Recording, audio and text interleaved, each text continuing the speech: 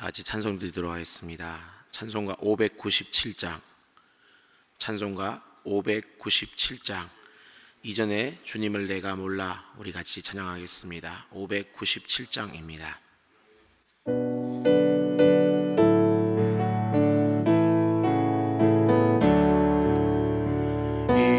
이전에 주님을 내가 몰라, 영광의 주님을 비방했다. 지극한 그네 내게 넘쳐 날 불러주시니 고마워라.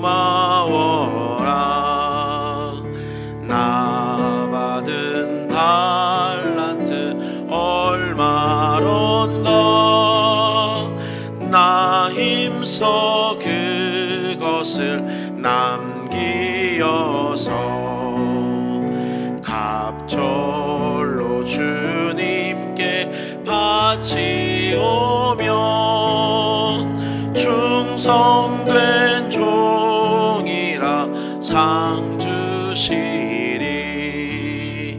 천하고 무능한 나에게도 귀중한 직분을 맡기셨다.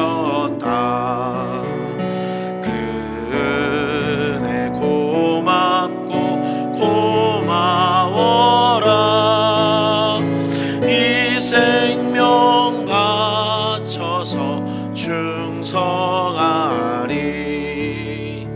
나 하는 일들이 하도 적어 큰 열매 눈앞에 안 베어도 주님께 죽도록 충성하면 생명의 면류관 얻으리라. 아멘. 우리 시간 먼저 같이 기도할 것은요, 이번 새생명 축제를 위해서 먼저 기도했으면 좋겠습니다. 여러분이 앉은 자리 앞을 보시면 우리가 전도 대상자의 이름들이 나와 있습니다. 우리가 그 이름들 하나하나를 불러가면서, 하나님, 저희는 이름을 부르고 주님 앞에 이름을 아뢰입니다. 하지만 주님께서 그 영혼들을 찾아가 주시고 마음의 문을 열어주심으로 말미암아서 이번 가을이 무엇보다 영혼의 귀한 주수가 일어날 수 있는 귀한 시간 되게 하시고, 우리들 각자의 마음속에 영혼을 향한 아버지의 그 마음, 구력의 열정이 회복되는 이번 가을 될 수 있도록, 새생명 축제 될 수 있도록 은혜 베풀어 달라고 우리 같이 한번 기도했으면 좋겠습니다. 우리 주님의 이름 간절히 한번 부르고 기도하겠습니다. 주여, 은혜를 주고 자비로우신 주님 감사합니다. 하나님 아버지, 시간 저희가 특별히 아버지 이번 가을 저희가 아버지 계획하고 또 아버지 준비하고 있는 그 새생명 축제를 위해서 주님 앞에 먼저 기도하며 나아가오니 주여 은혜를 베풀어 주시옵시고, 특별히 아버지 우리가 사람이 계획하고 준비하고 사람이 그 모든 일을 아버지 진행해 나갈지언정 그 모든 일을 이루시는 분은 주님이심을 믿사오니 주님께서 이번 새생명 축제의 주인이 되어 주시옵시고, 이번 아버지 새생명 축제의 아버지 온전한 아버지의 영광을 주께서 홀로 받아 주시옵소서. 특별히 아버지 무엇보다 간절히 주 앞에 구하는 것은 우리가 전도 대상자를 작정해 놓고 한 명 한 명의 이름을 불러가면서 간절함으로 구합니다. 나의 가족들 가운데, 나의 친구들 가운데, 나의 두 지인들 가운데 정말 예수를 알기를 간절히 바라는 마음들을 가지고 한 글자 한 글자 그 이름들을 아버지 꾹꾹 눌러 삼아서 주 앞에 아버지 이름을 아뢰며 주 앞에 나아갑니다. 하지만 우리가 아버지 입술로 잘 전한다고 해서 그 영혼이 변화되는 것도 아니며, 아버지 우리가 무엇인가 선물을 잘한다고 해서 그 영혼이 달라지는 것도 아닙니다. 오직 주의 성령께서 아버지 그 영혼을 찾아가 주시옵시고 그 마음의 문을 두들겨 주시옵시고 그 마음을 활짝 열어주심으로 말미암아서 그 마음밭에 말씀의 씨앗들이 뿌려졌을 때, 주의 성령의 능력들이 나타났을 때 바로 아버지 그 영혼이 주 앞에 돌아오리라고 믿사오니, 하나님 아버지 간절히 바라기는 저희는 기도합니다. 이제 주의 성령께서 아버지 그 한 영혼을 찾아가 주시옵시고 그 영혼들의 마음의 문을 열어주심으로 말미암아서 놀라운 붕의 역사, 놀라운 아버지 회복의 역사, 놀라운 새생명 주수의 역사가 일어날 수 있도록 주님 도와주시옵시고, 또 우리 귀한 아버지 모든 성도들에게도 아버지 하나님의 그 마음, 구령의 열정들이 회복될 수 있는 이번 새생명 축제가 될 수 있도록 하나님 도와주시옵소서. 붙들어 주시옵소서. 인도해 주시옵소서. 은혜로우신 주님 감사합니다. 오늘도 이 새벽도 우리를 깨워주시고 새로운 하루를 허락해 주시니 너무나 감사드립니다. 이 하루가 온전히 주님을 위한 시간이 되게 하시고 주님께서 우리에게 허락하신 그 모든 것들에 감사하는 그런 하루 되게 해 주시옵소서. 이를 위해서 우리가 먼저 기도하며 이 하루를 시작하고자 하오니 말씀 가운데 은혜 주시고 기도 가운데 응답하여 주시옵소서. 주님, 특별히 이번 가을이 주께 드릴 열매를 맺는 그런 가을 되게 해 주시옵소서. 우리의 신앙과 인격이 성숙해지는 열매, 또 다른 사람들을 주께로 인도하는 영혼의 열매, 우리 믿는 그리스도인들을 통해서 우리 주변이 따뜻해지며 예수 그리스도의 향기를 발할 수 있는 그런 열매를 맺을 수 있도록 우리를 도와주시옵소서. 그래서 주님께서 오셨을 때 이런 삶의 열매들로 주님을 맞이할 수 있는 우리 모든 믿는 성도들 다 될 수 있도록 은혜 베풀어 주시옵소서. 주님, 오늘도 우리 대전중앙의 모든 성도들을 축복합니다. 성령께서 각 사람들과 동행해 주시옵소서. 그래서 가정마다 평강으로 인도해 주시고 영육간에 강건케 해주시고 특별히 병중에 있는 성도들을 위로하시고 치료하여 주옵소서. 그리고 모든 성도들에게 필요한 모든 것들을 알맞게 채워주시는 그런 은총도 베풀어 주시옵소서. 날마다 우리를 인도하시며 은혜 베푸시는 예수 그리스도 이름으로 기도드립니다. 아멘. 이 새벽 여러분과 함께 나눌 말씀은 사사기 15장 말씀입니다. 사사기 15장 우리 1절부터 8절까지 말씀을 우리 한 절씩 교독하도록 하겠습니다. 사사기 15장 우리 1절부터 8절까지의 말씀을 저와 여러분이 한 절씩 교독하도록 하겠습니다. 1절입니다. 얼마 후 밀 거둘 때에 삼손이 염소 새끼를 가지고 그의 아내에게로 찾아가서 이르되 내가 방으로 들어가 내 아내를 보고자 하노라 하니 장인이 들어오지 못하게 하고 이르되 내가 그를 심히 미워하는 줄 알고 그를 내 친구에게 주었노라. 그의 동생이 그보다 더 아름답지 아니하냐.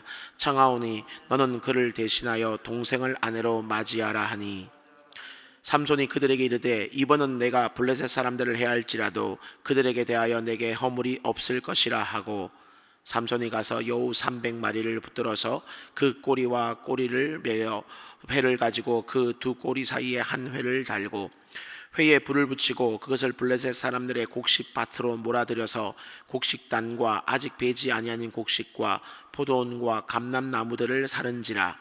블레셋 사람들이 이르되 누가 이 일을 행하였느냐 하니 사람들이 대답하되 딥나 사람의 사위 삼손이니 장인이 삼손의 아내를 빼앗아 그의 친구에게 준 까닭이라 하였더라. 블레셋 사람들이 올라가서 그 여인과 그의 아버지를 불사르니라. 삼손이 그들에게 이르되 너희가 이같이 행하였은즉 내가 너희에게 원수를 갚고야 말리라 하고 블레셋 사람들의 정강이와 넓적다리를 크게 쳐서 죽이고 내려가서 에담 바위 틈에 머물렀더라. 아멘. 이 새벽도 주님 앞에 나오신 모든 분들을 주님의 이름으로 환영하고 축복합니다. 우리가 드리는 이 모든 예배가 주께 영광이 되며 또 우리가 드리는 그 기도를 하나님께서 들어주시는 이 새벽 되기를 주의 이름으로 축원합니다. 오늘은 사사기 15장의 말씀을 중심으로 남탓하기라는 제목으로 함께 말씀을 나누겠습니다.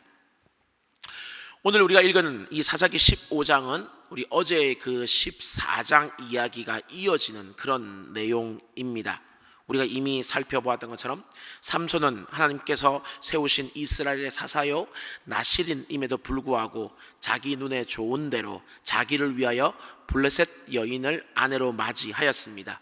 심지어 부모님들이 이방인과 혼인해서는 안 된다라고 말씀했음에도 불구하고 그 반대에도 불구하고 그 가르침을 받지 않는 아주 고집센 모습을 그는 보여주고 있습니다. 이처럼 삼손은 매우 충동적이고 또 자신만 옳다고 생각하는 그런 사람이었지요. 하지만 그렇게 추진한 이 결혼식은 사소해 보이는 어떤 수수께끼 내기 하나로 말미암아서 엉망이 되고 말았습니다. 자신의 어떤 개인적인 경험으로 말미암았기 때문에 아무도 풀 수 없을 것이다 라고 생각했던 바로 그 수수께끼 내기에서 아내의 배신으로 말미암아 내기에 지게 되었고 삼손은 그 배신감과 분노를 견디지 못해서 충동적으로 살인하고 충동적으로 아내를 버려두고 떠나버린 것입니다. 그래서 어느 때보다 축복받아야 할 이 결혼식은 엉망진창 파장 분위기가 되어버렸지요. 그리고 14장은 이렇게 마무리를 하고 있습니다. 삼손의 아내는 삼손의 친구였던 그의 친구에게 준 바 되었더라. 상식적으로 보면 쉽게 이해가 되지 않는 내용입니다. 무슨 뭐 사랑과 전쟁도 아니고요. 결혼식을 치른 지 며칠도 되지 않은 신부가 신랑의 친구와 새롭게 결혼식을 했다라는 것은 좀 이해되지 않는 그런 내용이지요. 하지만 이 여인이 이전에 했던 그 행동들을 보면 충분히 납득이 되기는 합니다. 그녀는 삼손과 결혼했음에도 불구하고 자기 집을 괴롭히는 어떤 동족들의 위협을 남편이었던 삼손과 상의하지 않고 오히려 그를 배신하는 쪽을 선택하는 것을 보게 되기 때문입니다. 남편보다는 동족을 선택하는 그런 모습에서 아마 그녀는 삼손을 별로 사랑하지 않고 좋아하지 않았던 것은 아니었을까라고 추측을 해봅니다. 곧 이 결혼은 삼손이 좋아서 했을 뿐이지 둘이 서로 좋아서 한 결혼은 아니었던 것이죠. 그리고 이 삼손의 친구라는 말도 조금 어폐가 있습니다. 이 친구라는 인물이 어떤 사람인지 성경이 침묵을 하고 있기 때문에 우리는 그에 대해서 다른 어떤 정보를 알 수는 없지만 딱 한 가지는 우리가 확실하게 알 수 있습니다. 그것은 무엇이냐? 그는 블레셋 사람이라는 겁니다. 이스라엘 사람이 아니라 블레셋 사람이라는 겁니다. 그리고 14장 4절에 있는 그 표현처럼 블레셋이 이스라엘을 다스렸다라는 그 내용에 비춰봤을 때 정복을 한 나라의 사람과 정복당하는 나라의 사람이 진정한 친구가 된다는 것은 쉽지 않음을 우리는 짐작해 볼 수 있습니다. 게다가 이들이 친구가 된 것은 14장 11절 말씀에 의하면 결혼식 중간입니다. 그 이전에 알고 있었던 것이 아니라 결혼식 중간에 와서 친구가 되었다라고 이야기하고 있기 때문에 그 친구 맺음 역시 그리 오래되지도 않았습니다. 때문에 이 삼손의 친구라는 표현을 성경을 쓰고 있지만 그를 진실한 친구라고 보기는 어렵습니다. 그렇기 때문에 이 친구라는 인물은 삼손의 눈에 보기에도 좋았고 아름다웠던 그 여인을 이제 자신이 차지할 수 있는 기회가 오자 두 번도 망설이지 않고 그 여인과 결혼하는 그런 모습을 보이는 겁니다.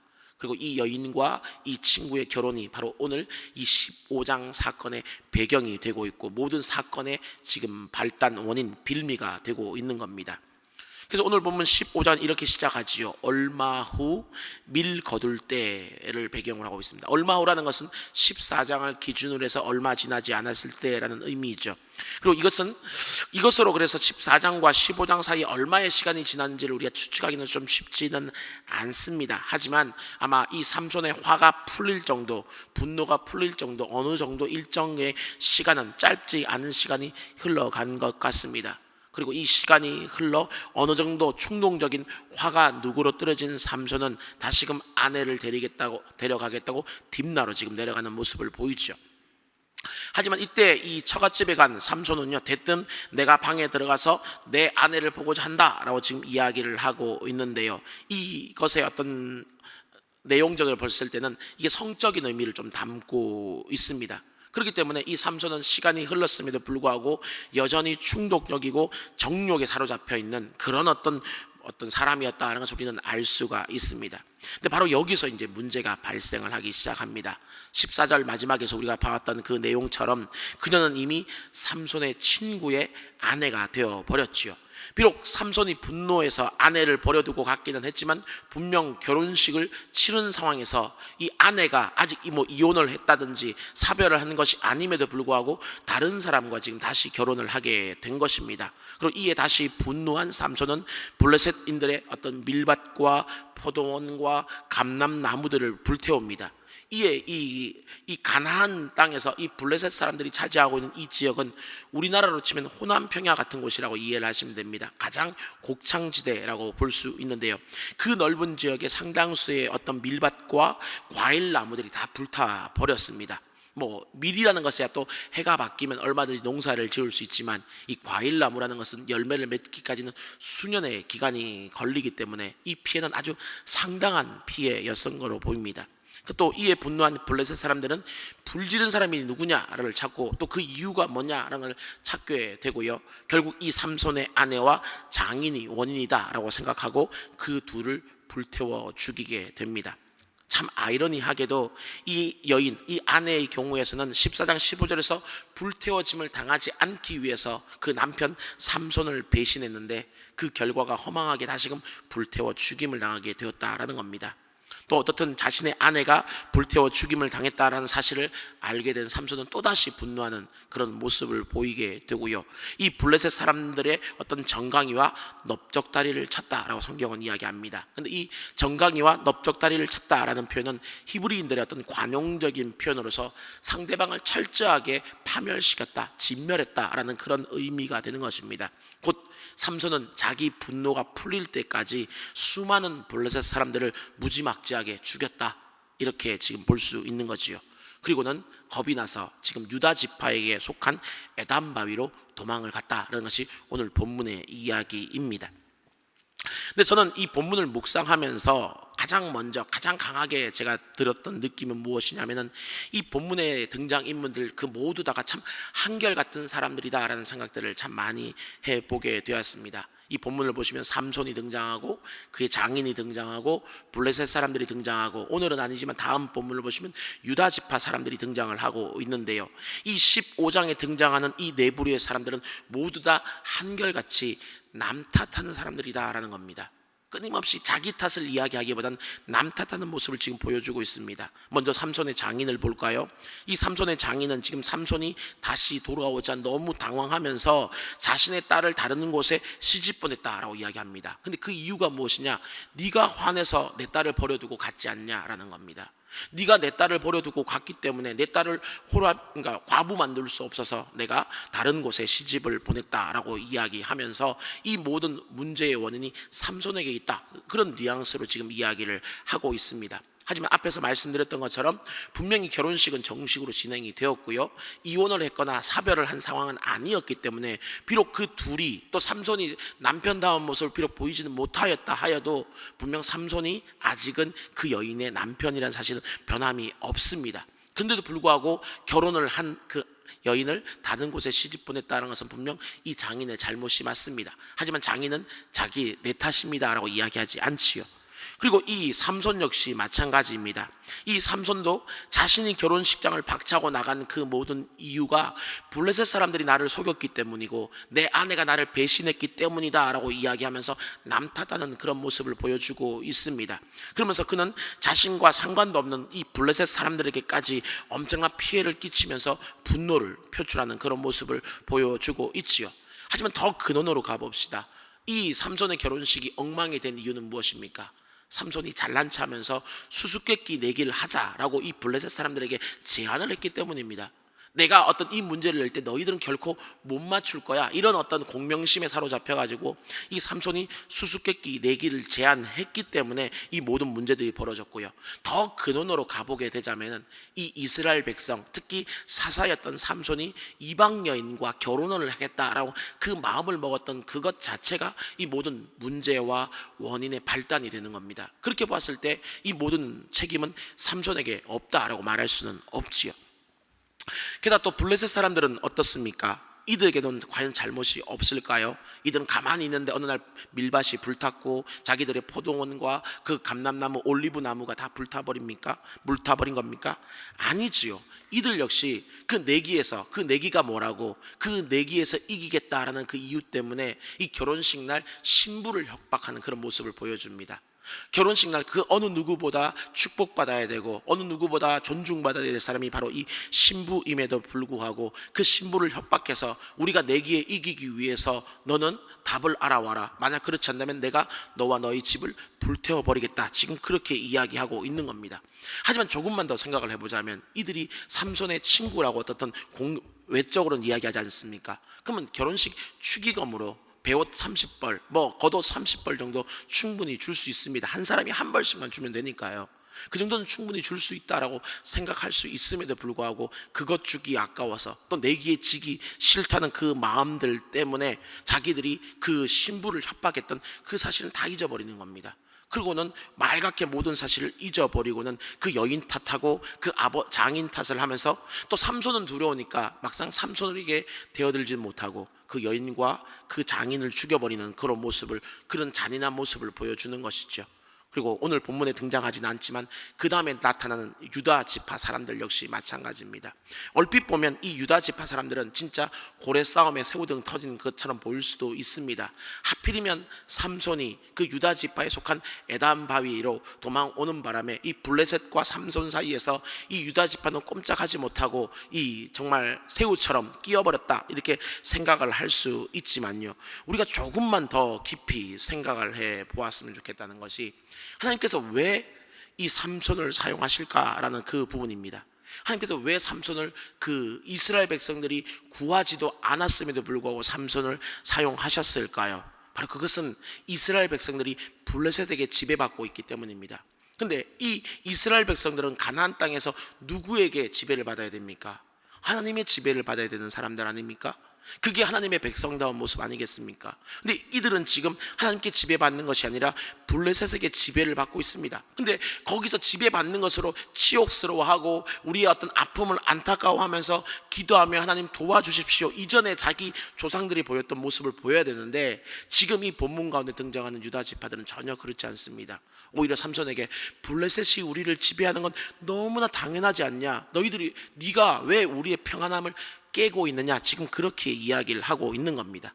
저는 처음 이 삼손의 이야기를 보면서 이 충동적이고 어쩌면 길들여지지 않은 야수 같은, 럭비공 같은 삼손을 왜 하나님께서 사용하실까라는 생각들을 참 많이 하게 되었다가 이 유다 지파의 모습을 바라보면서 라고 하나 깨닫게 되었습니다. 왜? 이 유다 지파를 비롯한 이스라엘 백성들이 정말 길들여진, 그 이방인들의 어떤 지배 가운데 길들여진 그런 모습들을 보이기 때문에 하나님은 어쩌면 길들여지지 않은 삼손이라는 야수 같은 인물들을 등장시켜서 좀 이스라엘 백성들을 깨우고 싶어 하셨던 겁니다. 너희들이 진정 지배받아야 될 것은 이방 민족이 아니라 하나님이다, 바로 그 사실을 보여주길 원하셨던 겁니다. 그리고 그 일을 위해서 삼손을 하나님께서 에담으로 인도하신 것이고, 이 블레셋과 삼손 사이에 유다를 억지로 개입하게 만드신 겁니다. 근데도 불구하고 그들은 깨닫지 못하는 모습을 보이죠. 나 때문에 지금 이 문제들이 벌어진 것이 아니라 삼손 때문이고 블레셋 때문이다 라고 얘기하면서 우리는 애매하게 고통당하고 있다, 그렇게 지금 이야기를 하고 있는 겁니다. 하지만 다시 한번 말씀드리지만 이 유다 지파도 이스라엘 백성들도 결코 책임이 없는 선의의 피해자가 아닙니다. 그들 역시 문제에 어떤 이유가 있고 문제에 잘못이 있는 사람들이다라는 것이죠. 하지만 앞에서 말씀드렸던 것처럼 이 네 종류의 사람은 안타깝게도 그 어느 누구도 자기 탓을 이야기하지 않습니다. 끊임없이 손가락을 밖을 향해 가르치면서 네 탓이야, 너 때문이야 라고 끊임없이 이야기하고 있는 그런 어떤 그 이야기만 무한 반복하고 있는 비극적인 본문이 오늘 본문이다 라고 볼 수 있지요. 근데 저는 이 본문을 바라보면서 오래전 유행했던 내 탓이라는 그 운동이 다시금 떠올랐습니다. 문제의 원인을 밖에서 남에게서 찾는 것이 아니라 나 자신에게서 먼저 찾는 그런 모습 말입니다. 어떤 분들은 이 운동이 천주교 캐톨릭에서 시작되었기 때문에 좀 못마땅하게 생각하실 수도 있겠지만, 성경이 말하는 우리가 인간의 모습을 생각해 본다면 이것은 천주교의 어떤 모습이 아니라 성경이 말하고 있는 모습이다라는 것을 우리는 분명히 깨달아 아셔야 됩니다. 한번 질문 드려볼게요. 예수 그리스도께서 왜 십자가에 달려 죽으셨습니까? 내 죄 때문 아닙니까? 내 탓 아닙니까? 왜 이 땅이 지금 이렇게 사사기 어둠 가운데 있고 여러 가지 암흑 가운데 있을까요? 우리 믿는 그리스도인들이 자기 역할들을 못하기 때문 아닙니까? 안 믿는 사람들이 잘못해서가 이 땅에 어두워진 것이 결코 아닙니다. 우리 믿는 그리스도인들이 우리의 역할들, 우리의 사명들을 잘 못하고 있기 때문에 이 땅이 어두워져 가고 있는 겁니다. 사사기가 그걸 잘 보여주고 있지 않습니까? 그 가나안 땅이 혼란스럽고 가나안 땅이 어려운 것은 그 가나안 백성들이 어떻다가 아닙니다. 이스라엘 백성들이, 하나님의 백성들이 어떤 모습으로 살아가느냐에 따라서 그 가나안 땅이 진정으로 밝음 가운데 있을 수 있고 진정으로 어둠 가운데 있느냐 하는 것은 오로지 믿는 사람들에게 달려있는 문제입니다. 그래서 오늘 우리에게도 마찬가지죠. 그렇게 봤을 때 우리는 남 탓을 하는 것이 아니라 끊임없이 내 탓을 할 수 있어야 됩니다. 내가 과연 주님 앞에 올바르게 살아가고 있는가, 내가 과연 그리스도인답게 살아가야 되는가 라는 겁니다. 주님께서 하나님의 뜻이 하늘에서 이루어진 것처럼 땅에서도 이루어지게 해달라고 너희가 기도하라는 뜻이 무엇입니까? 내가 바로 주님의 그 뜻을 이루는 사람으로 살게 해주십시오, 이런 뜻 아니겠습니까? 근데 과연 내가 그런 모습으로 살아가고 있습니까? 근데 이 탓을 하지 않고 어떤 문제가 발생할 때마다, 이번에 어떤 사고가 터지고 또 어떤 미사일이 날라오고 할 때마다 그것을 끊임없이 남 탓이라고 우리는 밖을 향해서 손가락질하고 있지는 않을까요? 분명히 기억하셨으면 좋겠습니다. 주님은 우리를 바라보면서 남의 눈에 티끌 빼라고 말씀하시지 않으셨고요, 네 눈에 들보를 빼라고 먼저 말씀하셨습니다.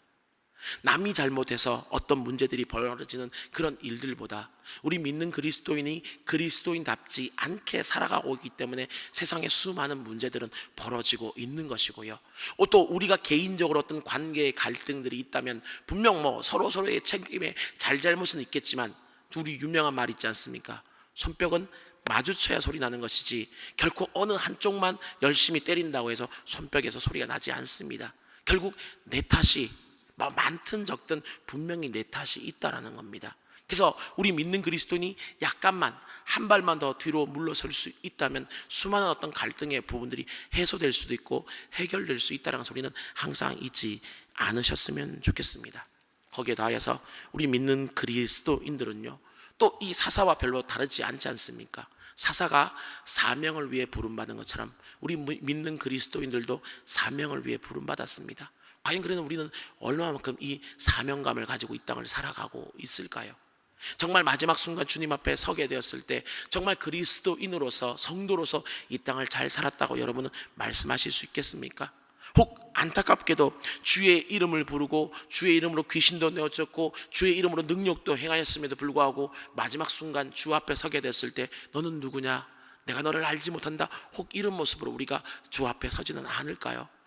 간절히 바라기는 주님 앞에 서게 되었을 때 모두 다가 정말 내가 참 많이 부족하고 연약하지만 내가 할 수 있는 부분에서 최선을 다하는 모습으로, 또 남 탓을 하기보단 내 탓을 하는 모습으로 이 땅을 살아갈 때 우리가 맺을 수 있는 삶의 열매는 좀 작을지도 모르지만 그것이 내 달란트의 한계라면, 또 그만큼을 맞는 것이 주께서 원하시는 뜻이라면 그 작은 달란트를 가지고도, 그 작은 열매를 가지고도 주님 앞에 설 수 있는 우리가 될 수 있기를 바랍니다.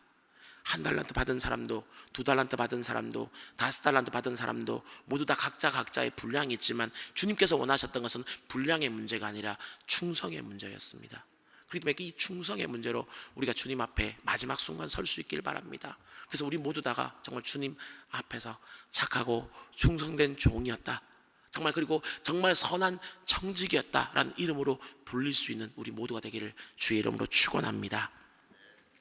우리가 오늘 말씀을 기억하면서 우리 같이 한번 기도했으면 좋겠는데요, 먼저 우리가 끊임없이 남 탓하고자 하는 그런 연약함이 있다면 주님 이 모든 연약함을 내려놓게 하시고 내 잘못들, 내 죄를 먼저 돌아볼 수 있는 우리가 되게 해 주시옵소서라고 기도했으면 좋겠습니다. 또한 귀한 직분을 우리에게 맡겨주셨는데, 성도로 우리를 불러주셨는데 혹 우리가 이 직분을 잘 수행하지 못하는 부분들이 있습니까? 그때 우리가 삼손을 반면교사 삼아서 우리 부족한 우리를 불러주신 주님께 감사하면서 끝까지 충성하는 주의 종 되게 해달라고 또한 기도했으면 좋겠습니다. 또한 끝까지 충성하는 모습으로 주님 앞에 설 수 있는 우리 모두가 되게 해달라고 같이 한번 기도했으면 좋겠습니다. 또한 기도해 주실 때, 특별히 교회를 위해서 기도해 주실 때 교회의 여러 가지 행사들, 또 여러 가지 어떤 진행 중인 프로그램들, 제자 훈련들, 이런 것들을 통해서 우리 교회가 특별히 정말 성도다운 모습으로 이 땅을 살아가는 그런 교회 되게 해주시고, 또한 무엇보다 사람을 살리는 그런 교회 될 수 있도록 은혜 베풀어 달라고 기도해 주셨으면 좋겠습니다. 또 앞서 기도했던 것처럼 정말 열매 맺는 우리 교회가 되게 해주셔서 어떤 영적인 성숙의 열매, 또한 귀한 생명의 열매, 여러 가지 삶의 열매들을 가지고 주 앞에 설 수 있는 우리 교회 되게 해달라고 우리 같이 한번 기도했으면 좋겠습니다. 우리 이와 같은 기도 제목으로 주님의 이름 간절히 한번 부르고 기도하겠습니다. 주여, 은혜로우시고 자비로우신 주님 감사합니다. 아버지, 이 새벽도 주님 앞에 나와서 귀한 말씀 앞에 우리가 서오니 아버지, 이 말씀을 통해서 우리를 비춰보게 하여 주옵시고 우리의 연약함과 우리의 아버지 부족함과 우리를 탓할 아버지 그 모든 잘못들을 돌아볼 수 있는 이 귀한 시간 될 수 있도록 주여 도와주시옵소서. 오늘 사사기 15장에 등장하였던 여러 인물들이 아버지 자기의 잘못들을 바라보기보다는 끊임없이 남 탓을 하면서 너 때문에, 네 탓 때문에, 아버지 네 잘못 때문에 라고 이야기하는 그런 모습들을 바라보게 됩니다. 심지어 사사로 부름받았던 아버지, 또 아버지 주님의 아버지 백성으로 부름받았던 유다 지파 사람들까지도 그런 모습을 보여주고 있지 않았습니까? 주님, 오늘의 본문을 돌아보면서 하나님 아버지, 우리가 우리의 부족함과 연약함을 다시금 돌아볼 수 있도록 주여 도와주시옵소서. 끊임없이 남 탓을 하고 싶어 있고 남에게 책임을 전가하고 싶은 그런 모습에서 우리가 떠나갈 수 있도록 주여 도와주시옵시고, 우리의 죄 때문에, 우리의 연약함 때문에 우리가 아버지 그리스도인답지 못한 모습으로 이 땅을 살아가고 있기 때문에 수많은 문제들이 발생하고 있다는 것을 아버지 돌아보면서 아버지 우리에게 주어진 그 사명을 다시금 아버지 되새길 수 있는 귀한 이 새벽이 될 수 있도록 주여 도와주시옵소서. 삼손을 반면교사 삼아서 우리에게 귀한 직분 주셨음에도 불구하고 그 기쁨을 정말 감당치 못하는 어리석은 모습과 우리가 말게 하여 주시옵시고, 우리가 아버지 5달란트를 받았던 2달란트를 받았던 1달란트를 받았던 상관없이 우리에게 주어진 그 모든 달란트에 온전히 충성하는 모습으로 주님 앞에 설 수 있는 우리가 되게 해 은혜 베풀어 주시옵소서. 끝까지 충성하는 모습으로 마지막 날 주 앞에 설 수 있는 우리 모두가 될 수 있도록 주여 도와주시옵시고, 이 귀한 모습이 아버지여 정말 우리를 뛰어넘어 우리 대전중앙의 모든 성도들과도 넘쳐날 수 있도록 주여 도와주시옵소서. 정말 그래서 우리 대전중앙교회가 성도를 온전히 한 사람의 그리스도의 제자로 정말 주님 닮은 모습으로 세울 수 있는 그 일을 열심히 할 수 있는 교회가 될 수 있도록 주여 도와주시옵시고, 또한 우리 교회가 아버지 귀한 영혼들을 주 앞에 살릴 수 있는 아버지 생명을 살리는 교회가 될 수 있도록 주여 도와주시기를 간절히 소망합니다. 저 정말 그래서 귀한 열매로 말미암아서 주님께서 아버지 마지막에 오게 되었을 때 우리가 빈손으로 주 앞에 서는 것이 아니라 우리가 맺어드릴 수 있는 그 모든 수많은 삶의 열매들을 가지고 또 영혼의 열매들을 가지고 주 앞에 섬으로 말미암아서 아버지 작은 열매지만 주께 드림으로 주께 온전히 영광을 돌려드릴 수 있는 우리 모두가 될 수 있도록 주님 도와주시옵시고, 주 앞에 서게 됐을 때 아버지 부족하고 연약함에도 불구하고 착하고 충성된 종이 있다 주 앞에 칭찬 듣는 우리 모두가 될 수 있도록 은혜 베풀어 주시옵소서. 주여 도와주시옵소서. 주님 이끌어 주시옵소서. 우리 금요일 기도 제목으로 한 번 더 기도하겠습니다. 우리 매주 금요일은 특별히 가정과 목장 사역을 위해서 기도하는 날입니다. 그러므로 이 시간 기도하실 때 주여 우리 교회 모든 가정마다 사랑 충만, 말씀 충만, 성령 충만하게 하여 주옵소서. 모든 부모마다 축복의 언어를 주시사 서로 격려하며 축복하는 가정 되게 하옵소서.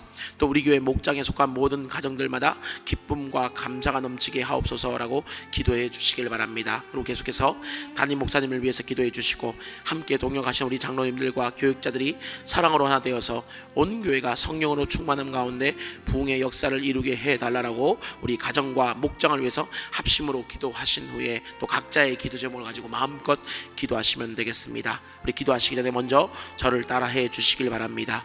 주여 축복의 언어를 주옵소서. 주여 축복의 언어를 주옵소서.